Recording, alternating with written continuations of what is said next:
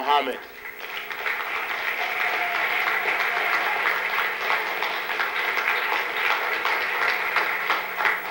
Assalamu alaikum. In the name of Allah, who came in the person of Master Farad Muhammad, I thank him for the Most Honorable Elijah Muhammad and the Honorable Louis Farrakhan. I greet you again with the greetings of peace and power of Assalamu alaikum. Brothers and sisters, you know every Friday the Black African Holocaust Council can be found at When Worlds Collide, Center of the Arts at 53 Flatbush Avenue. That's at the corner of Livingston Street. We'll be there this Friday at 7 p.m.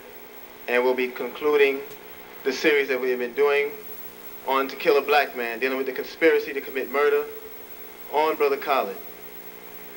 We've been going around the country with the lecture, with the fine-tuning of the conspiracy in fact, not theory, conspiracy in fact. We've been showing videotapes, we've been exposing the public to documentation, we've been giving out documentation, and the pressure has been to the point where we're beginning to smoke people out.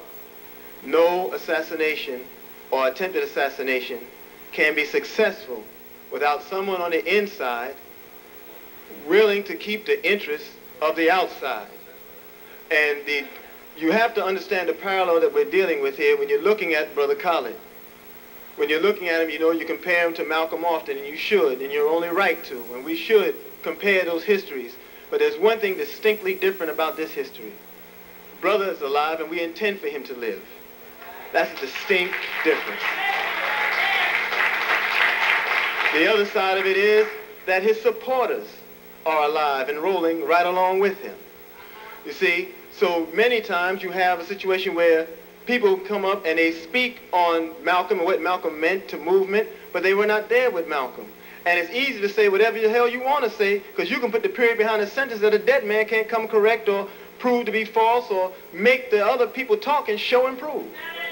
All right? So as we get upset with how people are being thrusted out of position and we get upset with articles that people write about what they're seeing in the nation, you got to understand you can't just dismiss that as rhetoric, and you can't dismiss that as just, you know, something mundane or you know, we got to mature with the assault that the enemy is placing. Brother Khalid is not going away, and neither are we. And so now the pressure is on in a way that has never been. I never thought in all my years as a member of this nation of Islam that I would have to say to you what I'm going to say right now. I never thought that I would say this.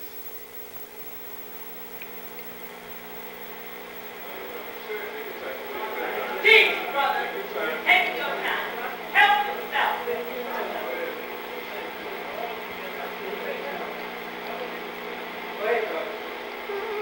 I'm one of many who are born to remove the buffer, the Negro, the nigger, the Tom, the Thomasina, the colored people. I'm born to do that. I'm born to uproot, expose. I don't like no undermining bullshit. I don't like people trying to defame the character and integrity of men and women that are proven examples and yardsticks of measure for our children. I don't like that. I wasn't born to take that. So anytime I see something wrong, I go at it. And if I haven't gotten it all, I keep digging. And we keep digging and we keep digging. The nation will never be successful if the nation doesn't hold accountable the turncoats, the infiltrators, the agents, the cutthroats, and the destabilizers of movement. Unless we bring them niggas up front, male and female alike, we will never be a free people. We will never be a free people. Sunday night, this past Sunday night, by chance, I was up on 145th Street, West 145th Street, in front of the A train. And a brother Forrest X from the mosque, and from mosque number 7, and another brother who I don't know his name, approached me in the street and told me they had orders to kill me and leave me dead in the gutter. And they said a Captain Henry X gave the order. Now see, this is something you have to understand, because I love my nation, and I love you, and I love my brother. Yeah, no, I ain't asking for no clap. I just want to lay it down so you know exactly what's happening. You see, because what got Malcolm killed and keeps us confused today is that no one was willing to put the pressure on to challenge the foolishness in organization. Nobody has ever been willing to do that. Nobody. And at the expense of other people's lives and at the expense of other people's misfortunes, we let people fall to the wayside and we go on with business as usual, meaning white folks rule. No matter how you dress it up, white folks rule.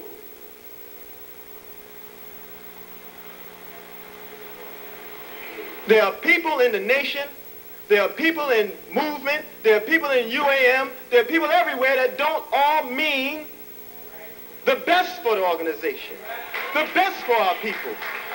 And you got to smoke these niggas out.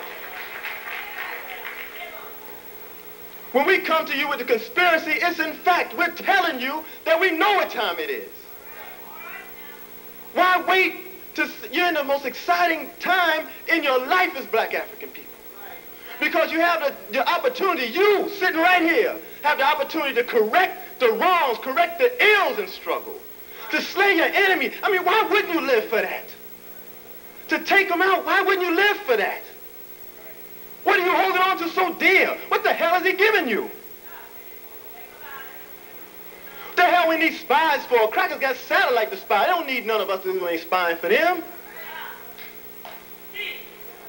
So now, you have a situation, if you remember, in Friendship Baptist Church, there was a pledge made by Minister Conrad. He pledged $500 to support Brother Khaled. It was a beautiful show of unity. All of the letters in show, capital letters. It was a beautiful show of unity because you were stung by what you saw, what you read in the Village Voice. You were stung by that. And you reacted and went tit for tat with a man who only reported what he investigated, what his conclusions were. And all he was doing was encouraging us to establish our own conclusions. That's how I read it. That's how I read it. And here it is. Emerge magazine will drop something. They get paid to drop something on Brother. You remember September, Emerge was supposed to fold.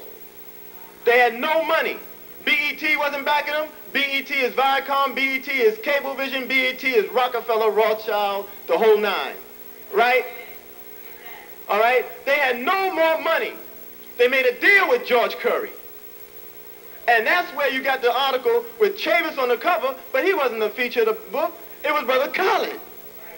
And what they're trying to do is appeal to the millions of James Besses that are out there in so-called middle-class urban America, who are out there and think they're doing white folks a favor when they read about somebody who's supposed to be undermining someone else. All this man is doing is speaking the truth in the way that he's born to do it. And you got to recognize that and respect that. But for those niggas that don't recognize and respect that, we got to teach them how to do it.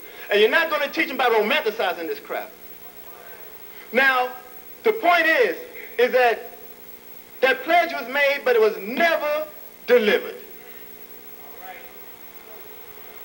What that brother wrote in the Village Voice about tensions and rift or whatever, all of that is true because all families suffer that. But you can't cover it up at the expense of hundreds and thousands of black lives. Cannot. And we cannot allow that to happen. We got to put a squeeze on our nation to be right. Or we produce a new nation, but you got to be right. Because God can easily remove us, and that's what he's doing with many of us. There's no minister over Mosque number 7 now. And the one that's there in the interim gets up on the rostrum Wednesday night at the mosque there, and he calls for me to be dealt with. He doesn't say it in name, but he speaks to the circumstance, of which we'll address Friday night. He speaks to the circumstance.